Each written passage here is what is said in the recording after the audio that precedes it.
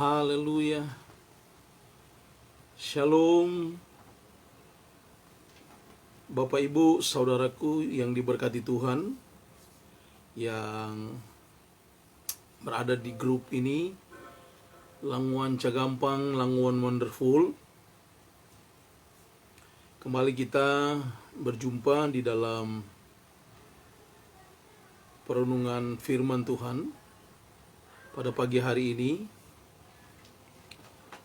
Saya bersyukur kita bisa berjumpa kembali, kita bisa bertemu untuk bersama-sama kita dapat merenungkan kebenaran firman Tuhan.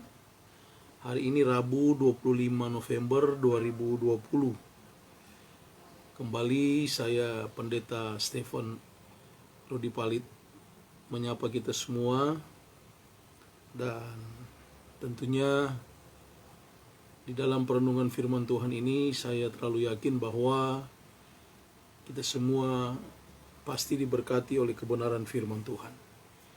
Sebelum kita mendengarkan akan kebenaran firman Tuhan, mari kita minta tuntunan daripada kuasa Roh Kudus. Mari kita berdoa.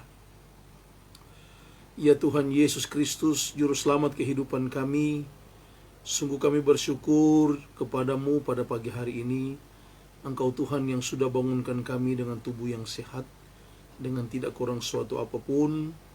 Terima kasih Tuhan, nafas kehidupan yang kembali Tuhan percayakan kepada kami, untuk kami bisa menghidup udara segar secara gratis pagi hari ini.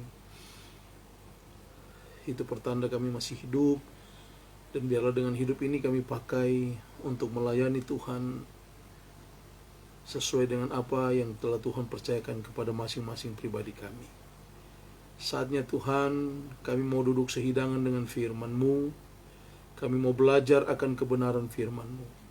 Di tengah situasi pandemi COVID-19 ini Tuhan, sudah hampir 9 bulan kami pada masa pandemik ini Tuhan, tetapi kami percaya kami juga masuk dalam ujian kehidupan. Oleh karena itu, dalam menghadapi setiap masalah apapun termasuk di masa pandemik ini, iman kami diuji, dan kami percaya kami akan dimampukan oleh Engkau ya Tuhan, bahkan kuasa firman-Mu yang terus memampukan kami untuk bisa melewati hari demi hari di segala situasi apapun termasuk masa pandemik ini Tuhan.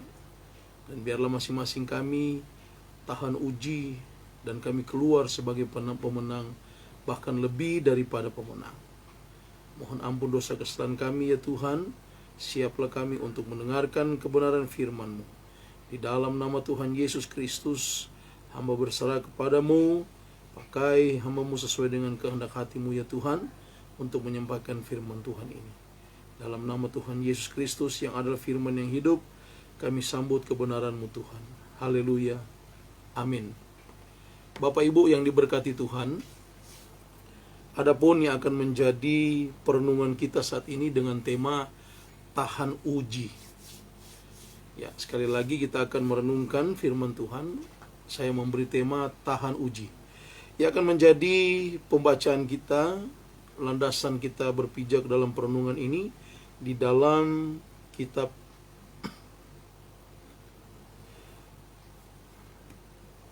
Yakobus. Kita akan baca bersama-sama dalam kitab Yakobus 1 ayatnya yang ke-12.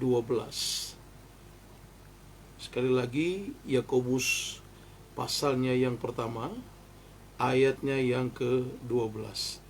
Mari kita buka Alkitab kita dalam Yakobus 1 ayatnya yang ke-12. Saya akan membacanya untuk kita semua. Beginilah kebenaran firman Tuhan.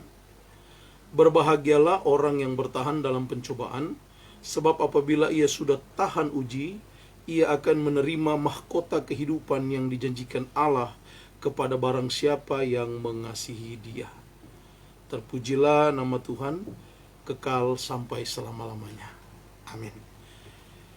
Bapak Ibu yang diberkati Tuhan, sesuai dengan pembacaan kita tadi di dalam Yakobus pasal yang pertama, ayatnya yang ke-12.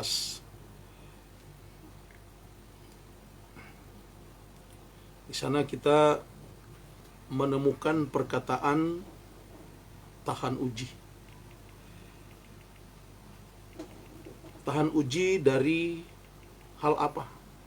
Nah, ini akan kita bicara, atau tahan uji perihal tentang apa atau bagaimana. Nah, menjadi menarik Bapak Ibu yang diberkati Tuhan, kalau kita membaca kitab Yakobus ini, tentunya kita harus mengetahui dulu latar belakang, ya. Nah, kalau kita mencari tahu akan penulis surat ini, bahwa ini adalah Yakobus, atau juga yang dikenal dengan Yakobus si Adil, ya, yang merupakan saudara kandung Yesus Kristus. Kalau kita bisa membaca di dalam kitab Matius, kitab Markus, ya, kita bisa temukan pribadi Yakobus tersebut sebagai seorang saudara daripada Yesus Kristus, ya. Nah, dan juga kalau kita melihat perihal tentang apa yang menjadi tujuan daripada penulisan kitab Yakobus tersebut, ya, beberapa teolog, ya, menuliskan atau memberikan interpretasi tersendiri terhadap penulisan ini tersebut, ya, di mana memang di sana menekankan perihal tentang pengajaran-pengajaran kebaikan, kemudian yang mengarah kepada penekanan tentang perbuatan baik. Itu juga berhubungan langsung dengan keadaan orang yang percaya kepada Tuhan, ya. Dalam hal ini percaya kepada Tuhan Yesus Kristus. Dan juga menekankan perihal tentang iman. Iman daripada seorang yang percaya, ya. Di mana benar-benar dia menekankan perihal tentang seseorang yang telah percaya kepada Tuhan Yesus Kristus, terus kemudian dia membangun imannya, kepercayaannya, termasuk pun menghadapi pencobaan-pencobaan. Nah, kita kalau bisa membaca ayat-ayat sebelumnya, kita menemukan perihal tentang penekanan akan iman. Penekanan perihal tentang seorang yang percaya kepada Tuhan. Bagaimana dia bersikap, bagaimana dia bertindak, bagaimana dia menghadapi ujian, bagaimana dia menghadapi pencobaan. Bahkan kita mengenal perkataan yang menyebutkan di dalam Alkitab, kalimatnya, pencobaan-pencobaan yang kamu alami ini tidak akan melebihi kekuatanmu, ya. Kemudian juga perihal tentang iman, ya.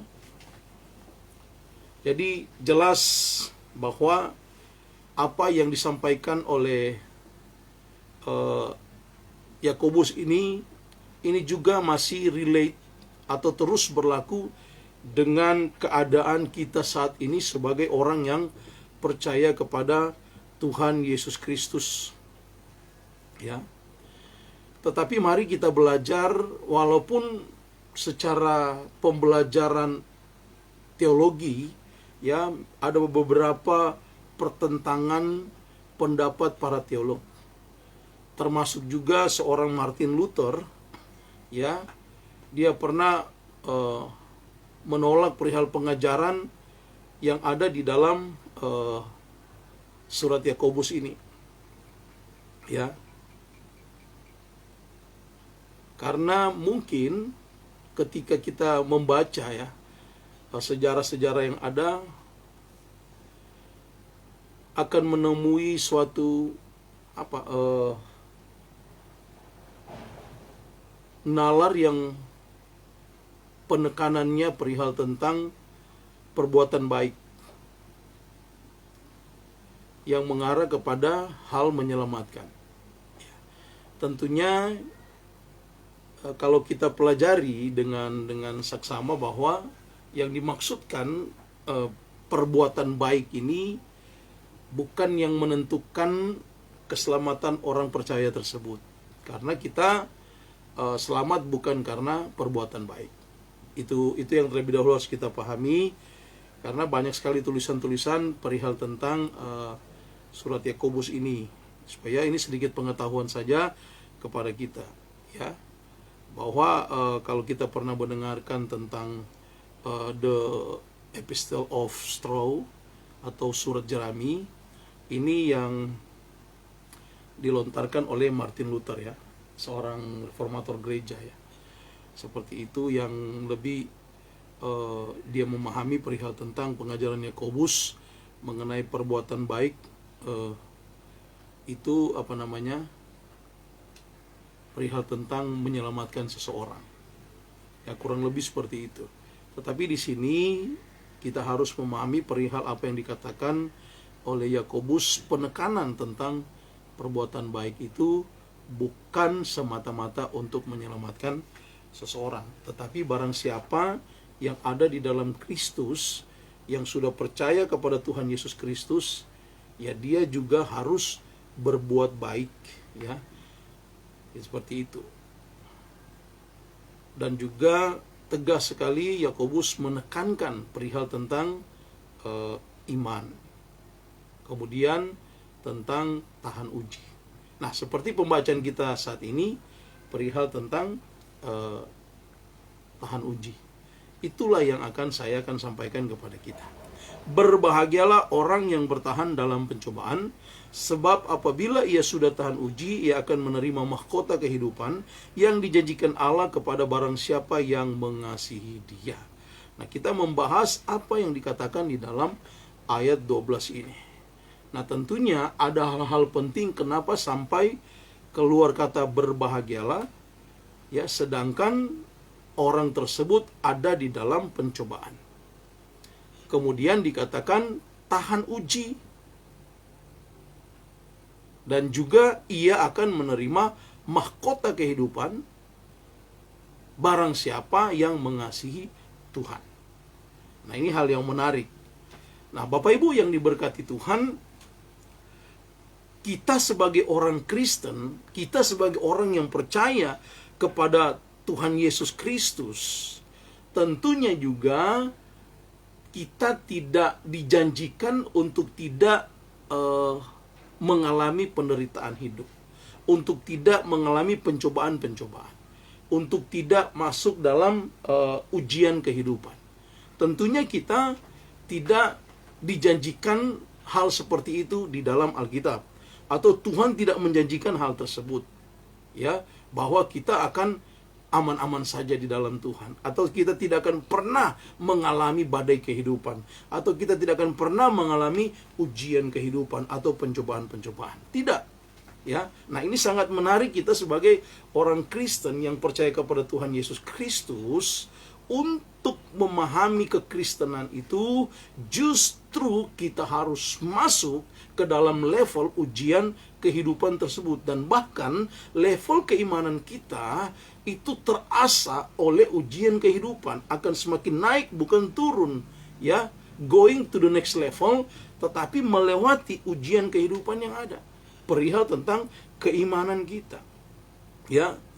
Jadi keadaan orang Kristen yang menderita sekalipun, yang masuk dalam pencobaan kehidupan, yang masuk dalam ujian kehidupan, ya, jelas tersirat, ya, di dalam pembacaan kita saat ini, ya. Berbahagialah orang yang bertahan dalam pencobaan, berarti ada mengalami pencobaan, ada masuk dalam konteks ujian-ujian kehidupan, gitu loh. Nah, kenapa dikatakan berbahagialah? Nah, ini yang menarik untuk kita membahasnya. Nah, saudaraku yang diberkati Tuhan, kalau kita mau jujur dalam kehidupan kita sebagai orang Kristen, bahwa setiap kita yang mengalami ujian kehidupan, penderitaan kehidupan, kita justru harus melihat itu sebagai suatu hal yang baik, bukan hal yang tidak baik. Karena masuk pada konteks untuk menguji iman kita. Apakah kita tetap setia atau kita kalah di dalam ujian kehidupan tersebut, atau kita justru lari daripada ujian kehidupan itu sehingga kita meninggalkan Tuhan, sehingga kita tidak kuat lagi, sehingga kita berkata, kok seperti ini mengikut Tuhan. Saya kan sudah setia. Saya kan sudah sering ke gereja, beribadah, berdoa, baca Alkitab. Terus kenapa saya harus mengalami hal-hal seperti ini? Nah, ini yang harus kita juga lihat dalam kehidupan kita. Kita harus berkaca.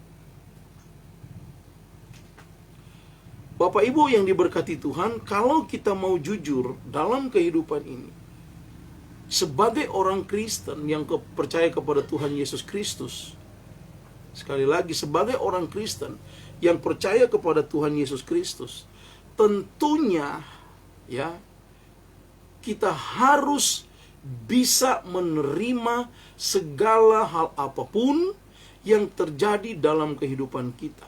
Bukan hanya yang enak-enak saja, gitu loh. Bukan dalam keadaan sehat kita menerima keadaan sehat yang baik-baik saja, tidak. Sekalipun kita ada dalam sakit penyakit, penderitaan kehidupan, kita tetap menerima itu sebagai suatu ujian kehidupan, dan kita harus berbahagia justru. Nah, ini menjadi menarik. Loh, so sakit lagi, so setengah mati, kok mesti bilang berbahagialah. Ya, apa yang dimaksud? Kalau kita merujuk kepada kata berbahagialah, ya, ini menjadi sangat menarik, saudaraku yang diberkati Tuhan. Makarios, ya, itu justru penekanan kata diberkatilah. Coba kalau kita baca di dalam King James Version, itu memakai kata blessed, diberkatilah. Ya.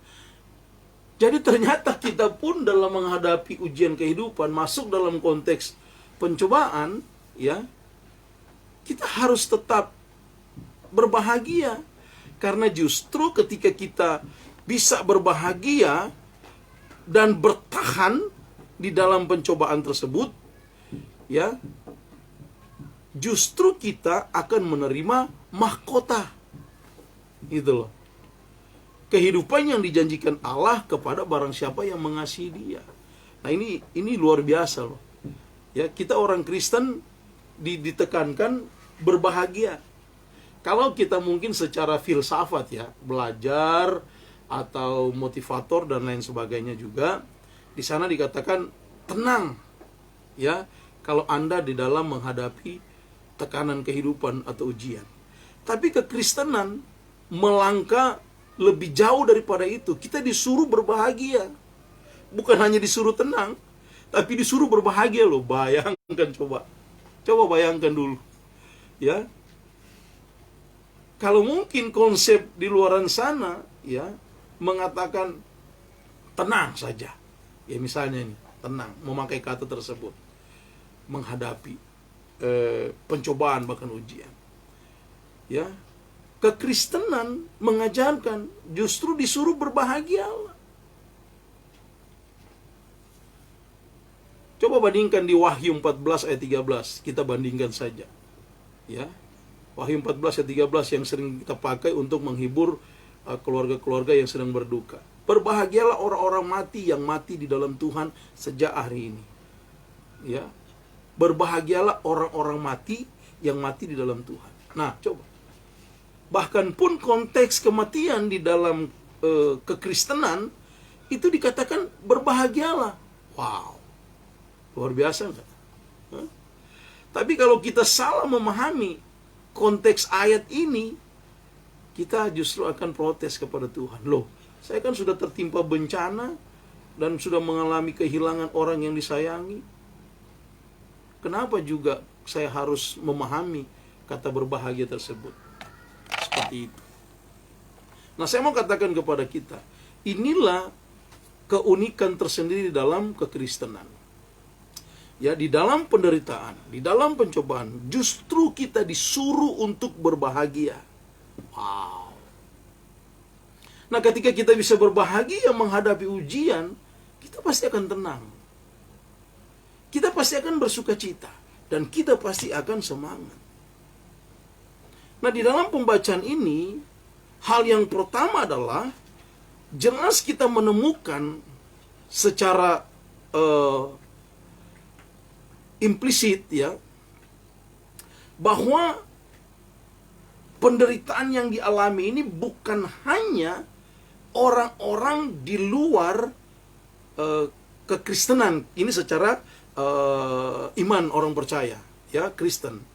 Bukan hanya orang-orang di luar orang beriman, tapi justru orang-orang Kristen yang memang memiliki iman yang luar biasa kepada Tuhan Yesus Kristus, yang benar-benar percaya, yang mempercayakan hidupnya kepada Tuhan Yesus Kristus, justru mengalami ujian-ujian yang sangat-sangat berat di dalam kehidupan, di dalam mengiring Yesus Kristus. Bahkan orang-orang yang terbaik di dalam kekristenan tidak luput daripada penderitaan-penderitaan kehidupan.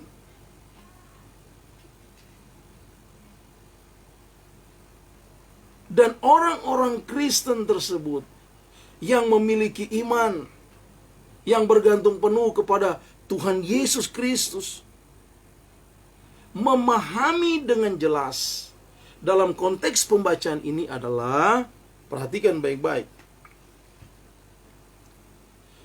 meskipun di dalam penderitaan kehidupan, kita harus tetap memiliki sukacita yang sama, kebahagiaan yang sama,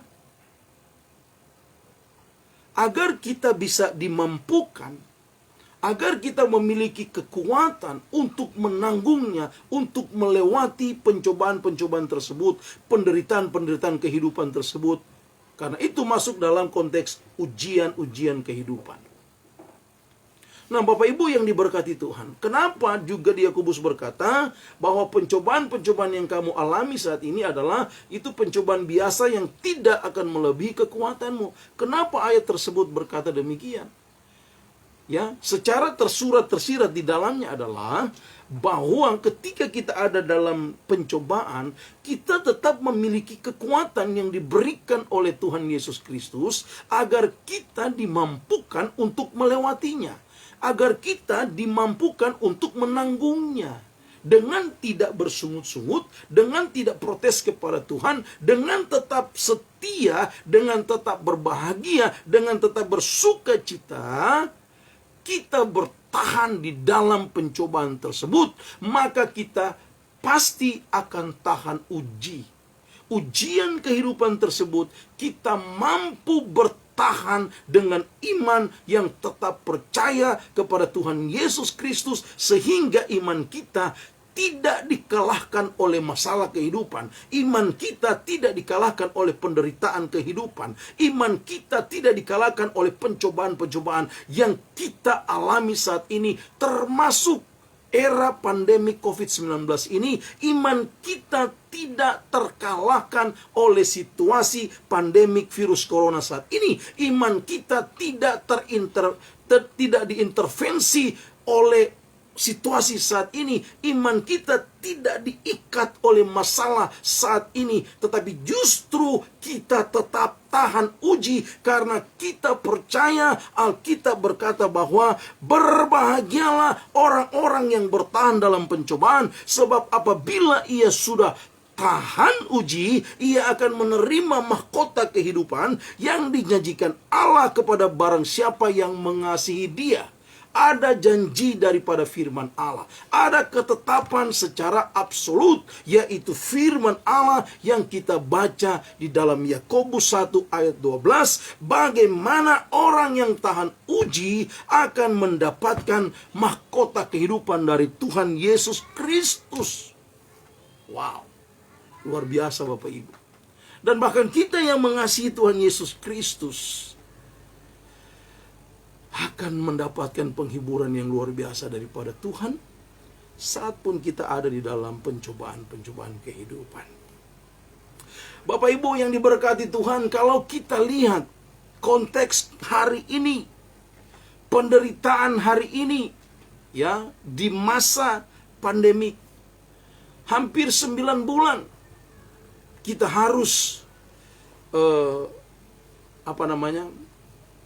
melewati hal ini. Banyak yang sudah menjadi korban karena virus corona ini. Ini juga masuk dalam konteks penderitaan kehidupan. Nah, penderitaan dan juga ujian ataupun masalah lahirianya ini masuk dalam pencobaan. Ini merupakan cobaan bagi mereka, juga bagi kita yang mengalaminya. Dan kalau kita melihat dari kacamata iman seorang Kristen yang percaya kepada Tuhan Yesus Kristus, kita harus bisa melihat bahwa melalui penderitaan ini, ya, melalui pencobaan ini, melalui ujian ini, saya harus terus mampu memikul salibku ini. Dan jangan sampai kalah. Karena kenapa? Iblis akan berusaha masuk di dalam penderitaan kehidupan kita dan bisa mengacaukan hati kita sehingga tidak lagi bisa berbahagia, tidak lagi bisa bersukacita, sehingga kita bisa jatuh ke dalam pencobaan tersebut, sehingga kita bisa menjadi lemah iman kita, sehingga kita bisa protes kepada Tuhan, kita bersungut-sungut, dan akhirnya kita tidak tenang dalam hidup kita, dan pada akhirnya kita bisa meninggalkan Tuhan hanya oleh karena tidak kuat, tidak mampu melewati penderitaan kehidupan. Pikulah salib yang diberikan Tuhan kepadamu, pikulah kuk yang Tuhan berikan kepadamu.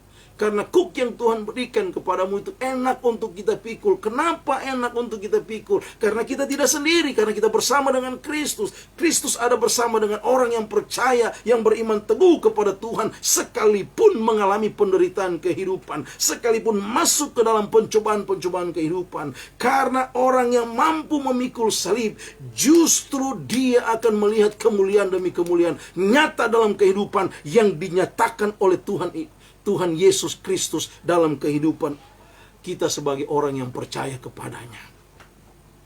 Saudaraku yang diberkati Tuhan, penderitaan yang dimaksudkan di dalam pembacaan kita, pencobaan yang dimaksudkan dalam pencobaan ini, kita harus melihat ini sebagai suatu ujian keimanan kita. Sehingga tema khotbah saya ini adalah tahan uji. Berarti kita harus bisa bertahan dalam ujian tersebut. Berapa banyak orang Kristen yang gagal tahan uji. Dia tidak bisa bertahan di dalam penderitaan. Bahkan bukan cuma masalah sakit penyakit, tetapi gengsi kehidupan. Ya, ingin bersaing dengan orang lain, tapi tidak memiliki uang. Tapi pada akhirnya dia mewujudkan semua itu dengan segala cara, atau dia menghalalkan segala cara. Ini sangat berbahaya sekali. Dia membawa diri dia sendiri ke dalam penderitaan itu, pencobaan itu. Ya, banyak sekali orang supaya kaya raya melakukan hal-hal yang tidak benar, melakukan hal-hal okultisme, bahkan juga melacurkan dirinya dan lain sebagainya, hanya demi popularitas, hanya demi memiliki uang banyak, hanya demi memiliki jabatan dan lain sebagainya. Orang-orang yang seperti ini adalah orang-orang yang tidak akan pernah tahan uji dalam kehidupannya, karena bisa menggadaikan imannya demi sesuatu yang dia harapkan. Tapi berbahagialah setiap kita, orang yang bertahan dalam pencobaan. Lebih baik kita hidup apa adanya saja. Lebih baik kita hidup sebagaimana yang Tuhan telah berikan, yang Tuhan telah percayakan. Jangan mengejar harta duniawi, tapi engkau menggadaikan imanmu. Engkau meninggalkan Kristus. Jangan. Tapi sekalipun engkau ada dalam pencobaan kehidupan, penderitaan kehidupan, bahkan masuk dalam konteks kemiskinan, menurut kacamata dunia ini, engkau harus bisa bertahan. Engkau harus terus mengandalkan Tuhan. Engkau harus terus beriman kepada Tuhan. Karena firman Tuhan berkata, sebab orang yang sudah tahan uji, ia akan menerima mahkota kehidupan. Tetapi orang yang gagal dalam ujian kehidupan, dia menggadaikan imannya, maka dia tidak akan mendapatkan mahkota kehidupan. Karena dia tidak masuk pada konteks yang mengasihi Tuhan Yesus Kristus. Tetapi kita yang bertahan dalam ujian kehidupan, apapun masalah kehidupan kita, kita disebut adalah orang yang mengasihi Tuhan Yesus Kristus. Pandanglah cobaan-cobaan ini sebagai hal yang baik juga bagi kehidupan kita. Ini akan berjalan berpapasan dengan kelemah lembutan kita, dengan percaya diri kita. Ya, artinya begini, walaupun dalam cobaan-cobaan kehidupan, ujian kehidupan, tapi kita tetap lemah lembut menghadapinya. Tapi kita tetap penuh kasih. Tapi kita tetap beriman kepada Tuhan. Kita tidak akan merontak dan lain sebagainya. Karena itulah yang dimaui oleh iblis. Kalau kita sampai berontak kepada Tuhan, iblis akan susupi dia masuk. Ingat, iblis tidak butuh lubang yang besar. Dia hanya butuh celah yang kecil untuk dia mengobok-obok kita, menghati kita, kehidupan kita, sehingga kita jatuh dan jatuh. Tetapi saya terlalu yakin dan percaya bahwa kita adalah orang-orang Kristen yang sudah diberikan kekuatan oleh Tuhan untuk bisa menanggung segala pencobaan apapun. Karena kita percaya pencobaan-pencobaan yang kita hadapi adalah biasa saja. Itu tidak akan melebihi kekuatan kita. Itu tidak akan melebihi kekuatan kita. Itu tidak melemahkan iman kita. Karena Ibu yang saya kasihi di dalam Tuhan Yesus Kristus, bagaimana supaya kita dapat tahan uji? Yang pertama yang harus kita lakukan adalah teruslah beriman atau percaya penuh kepada Tuhan Yesus Kristus. Itu hal yang pertama. Kalau Anda dan saya terus beriman, percaya penuh kepada Tuhan Yesus Kristus, maka seberat apapun ujian kehidupan itu, kita akan tetap dapat bertahan menanggungnya. Bagaimana cara untuk kita dapat terus beriman, terus percaya kepada Tuhan Yesus Kristus? Bangunlah hubungan intim dengan Tuhan. Kita harus rajin berdoa, kita harus baca Alkitab, kita harus beribadah, kita membangun relasi yang baik dengan Tuhan. Maka saya terlalu yakin dan percaya, setiap orang yang bisa membangun hubungan yang intim dengan Tuhan, hubungan yang baik dengan Tuhan, dia akan selalu mendapatkan kekuatan baru, mendapatkan kekuatan untuk dimampukan menghadapi ujian kehidupan tersebut, untuk dia bisa tahan uji. Jadi yang paling pertama yang harus kita lakukan adalah teruslah beriman kepada Tuhan Yesus Kristus. Teruslah percaya penuh kepada Tuhan Yesus Kristus. Teruslah percayakan hidupmu sepenuhnya kepada Tuhan Yesus Kristus. Maka engkau akan bertahan di dalam pencobaan. Maka engkau akan tahan uji menghadapi ujian kehidupan. Itu hal yang pertama. Hal yang kedua yang harus kita lakukan adalah setelah kita terus beriman kepada Tuhan Yesus Kristus, kita harus terus, yang kedua adalah kita harus terus berkarya dalam kehidupan ini. Karena orang Kristen walaupun ada dalam penderitaan kehidupan, walaupun masuk dalam pencobaan kehidupan, tapi dia tidak akan pernah berhenti berkarya untuk menghasilkan hal-hal yang baik dalam kehidupannya demi kemaslahatan, kebaikan orang banyak juga.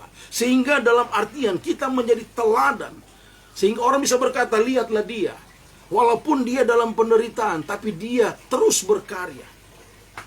Bapak Ibu, kami para pelayan Tuhan, para gembala, para pendeta, kecuali orang tak tidur, orang Langon bilang, so tak tidur parah, so tidak bisa bangun, baru itu ya sudah berserah total pada Tuhan. Maka kalau orang masih bisa berjalan, masih bisa melayani Tuhan.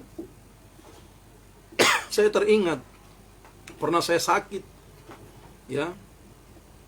Terus kemudian ada jadwal khotbah. Saya cuma berdoa kepada Tuhan. Tuhan, mampukan hamba-Mu untuk Engkau pakai sebagai alat-Mu menyampaikan kebenaran firman Tuhan.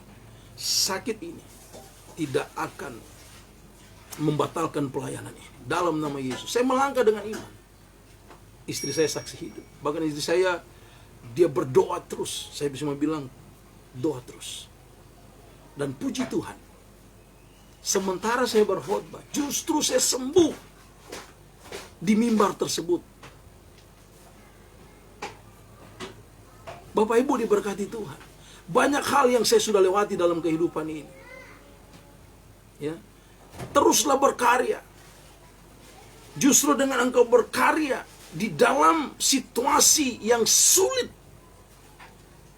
ingat baik-baik, ujian kehidupanmu engkau akan lewati dengan mantap, luar biasa. Engkau pasti akan tahan uji. Artinya bagi orang-orang bilang begini, so nyanda hilang akal, tetap terus masih fokus, ya, untuk melayani Tuhan, untuk bekerja, untuk melakukan hal-hal yang baik. Dan yang ketiga, yang terakhir, ya, meskipun kita masuk dalam pencobaan kehidupan, meskipun kita mengalami hal-hal yang terburuk sekalipun dalam kehidupan, teruslah mengucap syukur. Nah, orang yang bisa bertahan dalam pencobaan, yang tahan uji, adalah orang yang dimampukan terus untuk mengucap syukur. Ketika kita bisa mengucap syukur di dalam segala sakit penyakit kita, di dalam segala penderitaan kehidupan kita, disitulah kita terus menemukan jalan keluarnya. Karena orang yang mengucap syukur, dia mengakui secara sah absolut dengan adanya Tuhan. Benar-benar Tuhan itu ada, nyata, bersama-sama dengan dia. Kalau orang yang tidak mau mengucap syukur dalam penderitaan, berarti sama aja dia menolak tentang keberadaannya Tuhan. Kenapa saya berani katakan itu? Karena kalau kita mengucap syukur, itu menengadah kepada Tuhan. Kita mengucap syukur kepada Allah yang transenden, nun jauh di sana, yang tidak kelihatan oleh mata jasmani kita, tetapi Dia Allah imanen yang hidup di dalam kehidupan kita, yang selalu bersama dengan kita. Itulah konsep kenapa kita harus mengucap syukur kepadanya. Karena kita sadar bahwa kita percaya Tuhan Yesus Kristus itu hidup dalam kehidupan kita. Bahwa kita menyembah Tuhan yang hidup, bukan Tuhan yang mati. Jadi ketika kita masih mampu mengucap syukur di dalam penderitaan kehidupan kita, itu sama saja kita mengakui Tuhan Yesusku ada, nyata dalam hidupku. Haleluya. Oleh karena itu, Bapak Ibu yang diberkati Tuhan, jangan biarkan pencobaan menghancurkan imanmu. Jangan biarkan penderitaan-penderitaan kehidupan mengungkung engkau sehingga engkau tidak mampu lagi berdiri tegar di masa sukar. Sehingga engkau tidak mampu lagi berkata terima kasih Tuhan Yesus Kristus. Tapi sebaliknya, separah apapun penderitaanmu, engkau ada dalam cobaan-cobaan kehidupanmu saat ini, berdirilah teguh dengan imanmu dan berkata selalu kepada Tuhan, Terima kasih Tuhan. Dan teruslah berkarya dalam kehidupanmu. Imanmu akan selalu naik, bukan turun. Imanmu akan selalu terasa dengan baik, sehingga engkau menjadi orang yang kuat di dalam Tuhan. Imanmu kuat, dan bahkan engkau mampu berkarya sekalipun ada di dalam penderitaan kehidupan. Ora et labora, bekerja dan berdoa. Engkau tetap berdoa di dalam penderitaan kehidupanmu. Engkau tetap berkarya. Jangan tunjukkan bahwa engkau kita punya masalah begini. Enggak. Tapi tetaplah kuat di dalam Tuhan. Kita boleh datang kepada Tuhan. Kita berdoa keluhan kita. Tuhan, saya sakit. Tapi mintalah kekuatan kepada Tuhan untuk tidak berhenti berkarya. Kecuali memang sota tidur, Soni boleh bikin apa-apa. Tinggal tunggu jamahan kuasa Tuhan.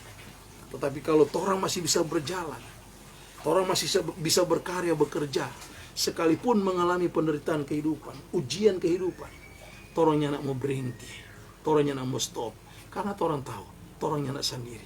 Tuhan berikan kekuatan. Haleluya. Oleh karena itu, saudaraku yang ada di grup Languan Cagampang, Languan Wonderful ini, tahan uji dalam menghadapi penderitaan kehidupan, karena ada janji Tuhan. Di dalam pembacaan kita adalah mahkota kehidupan akan diberikan kepadamu bagi barang siapa yang mengasihi Dia dan tahan uji, bertahan di dalam menghadapi pencobaan kehidupan. Berbahagialah, makarios, yang artinya juga adalah diberkatilah orang-orang yang bisa bertahan di dalam pencobaan kehidupan. Glory haleluya. Glory haleluya. Orang-orang Languan yang dikasihi Tuhan Yesus Kristus, kesimpulan firman Tuhan adalah barang siapa tahan uji di dalam menghadapi pencobaan, menghadapi penderitaan yang masuk dalam konteks ujian kehidupan, maka dialah orang yang selalu berbahagia. Dialah orang yang selalu sukacita, dan dialah orang yang terus memiliki semangat hidup di dalam kehidupannya. Berbahagialah orang yang bertahan dalam pencobaan, sebab apabila ia sudah tahan uji, ia akan menerima mahkota kehidupan yang dijanjikan Allah kepada barang siapa yang mengasihi Tuhan Yesus Kristus. Terpujilah namamu Tuhan, kekal sampai selama-lamanya. Amin. Mari kita berdoa. Kami bersyukur kepadamu Tuhan akan penyertaan Tuhan dalam perenungan firman-Mu ini. Terima kasih ya Roh Kudus yang sudah menolong kami, bahkan sudah mengarahkan kami, bahkan sudah mencerahkan kami dengan pengertian demi pengertian perihal tentang bagaimana kami harus bisa bertahan di dalam ujian kehidupan kami, agar kami disebut orang yang berbahagia, agar kami bisa bersuka cita, bahkan kami tahan uji. Terima kasih ya Tuhan Yesus yang Engkau selalu berikan kekuatan pada kami untuk bisa tahan uji menghadapi pencobaan-pencobaan kehidupan. Hamba-Mu berdoa bagi Languan yang menyaksikan ini, mereka yang sakit, Tuhan jamah, sembuhkan dalam nama Tuhan Yesus Kristus. Saat ini juga Tuhan sembuhkan. Yang sedang mengalami kelemahan, Tuhan berikan kekuatan. Mengalami juga keguncangan ekonomi, bahkan kekurangan makanan, minuman, pakaian, kekurangan uang, Tuhan tolong. Tuhan buka jalan dan Tuhan cukupkan segala sesuatunya dalam nama Tuhan Yesus Kristus. Terima kasih Tuhan yang sangat baik, terpuji namamu. Kami sudah terima berkat Tuhan lewat kebenaran firman Tuhan. Di dalam nama Tuhan Yesus Kristus, kami sudah berdoa dan mengucap syukur. Haleluya. Languan yang sudah terima berkat Tuhan, sama-sama kita katakan amin. Demikianlah Bapak Ibu yang diberkati Tuhan, perenungan kita pada hari ini. Dan saya, Pendeta Stefan Rudi Palit MTH, undur diri. Nanti orang lagi baku dapat di minggu yang akan datang. Tuhan Yesus memberkati. Shalom, damai di hati.